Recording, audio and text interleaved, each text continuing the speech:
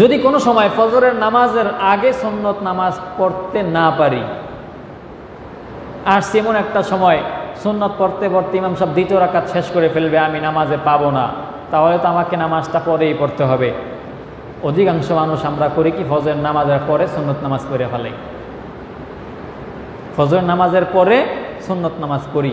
ফজরের নামাজের সুন্নত নামাজের আগে ছুটে গেলে বিধান হলো সূর্য ওঠার আগ পর্যন্ত নামাজ পড়া যাবে না, সূর্য ওঠার পরে সুন্নত পড়তে হবে। সূর্য ওঠার আগ পর্যন্ত, ফজরের নামাজের পরে সূর্য ওঠার আগ পর্যন্ত কোনো সুন্নত, মুস্তাহাব, নফল কোন নামাজ নেই। কথা বুঝেন নেই? ফজরের সালাম ফিরানোর পরে সূর্য ওঠার আগ পর্যন্ত কোনো সুন্নত, নফল, মুস্তাহাব কোনো নামাজ নাই। আপনি যে ফজর আগের সুন্নত ছুটে গেছে, এটা আদায় করবেন সূর্য উঠার পরে, সূর্য উঠার পরে। তারপরে আসরের নামাজের পরে আমরা অনেকে সুন্নত নামাজ পড়ি, নফল নামাজ পড়ি আসরের নামাজের পরে। ফজরের পর থেকে সূর্য উঠার আগ পর্যন্ত, আসরের নামাজের পর থেকে সূর্য ডুবার আগ পর্যন্ত কোনো নফল নামাজ নাই, সুন্নত নামাজ নাই, মাকরুহ। এ সময় সুন্নত নফল নামাজ পড়া নিষিদ্ধ।